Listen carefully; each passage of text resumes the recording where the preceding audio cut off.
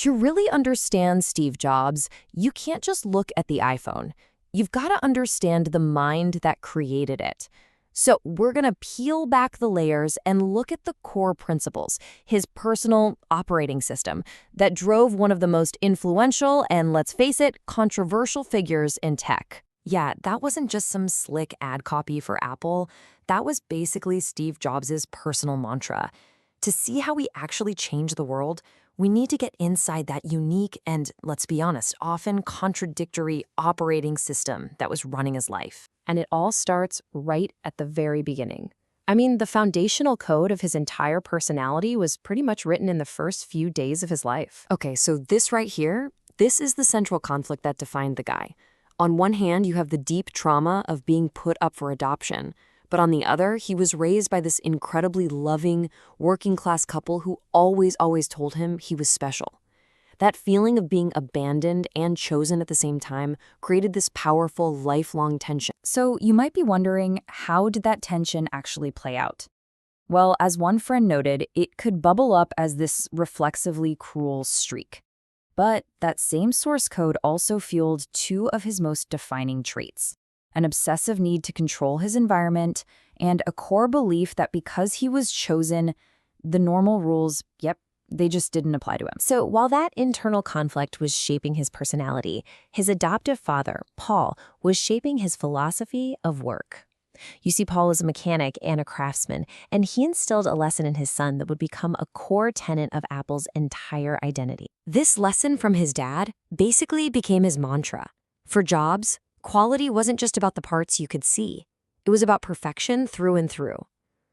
This obsession with unseen quality would define everything from the layout of a circuit board to the elegant design of the box it came in. This obsession with perfection, this belief that he could impose his will on a product, well, it extended to people too, and it led to maybe the most famous feature of his operating system, the reality distortion field. And this wasn't some name made up later. This was a term coined by his own colleagues at Apple. It was his superpower. He could use his charisma and just sheer force of will to convince anyone of almost anything. It was maddening, for sure, but as we're about to see, it was also incredibly effective. And this is exactly why the reality distortion field mattered. He didn't just use it to get his way. He used it to push his teams to achieve things they themselves believed were impossible.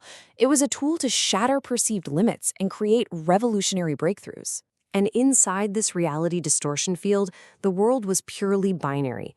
People, products, ideas, they were either insanely great or, in his words, totally shitty.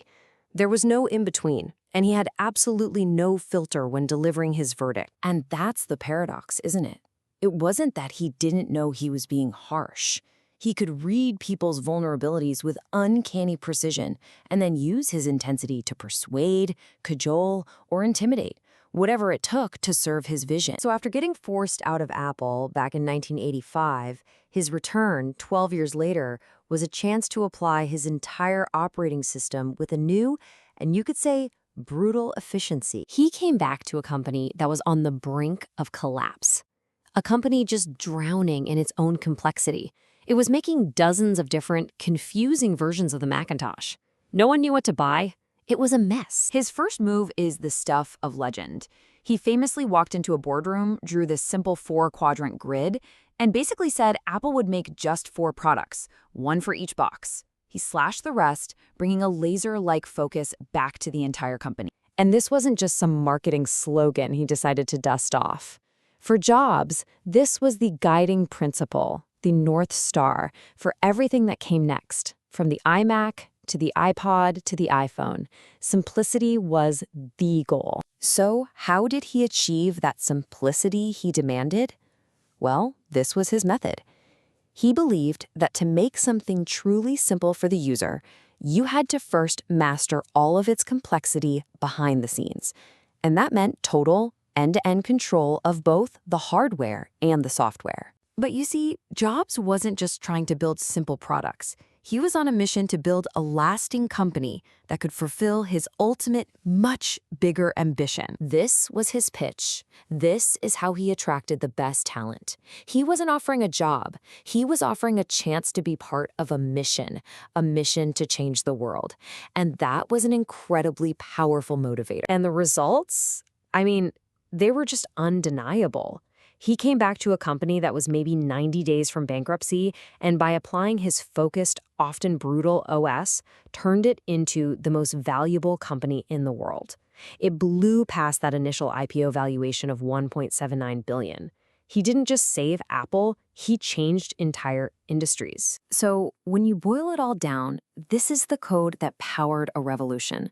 It's about focusing intensely, controlling the entire user experience from start to finish, and demanding perfection from only A-plus players, all because the user's delight is the only thing that matters. And that really leaves us with the big question. His legacy isn't just in the beautiful devices we all use, but in the questions his methods force us to ask about innovation, control, and the very nature of genius. Was his way the only way to achieve that kind of perfection? That's something for all of us to think about.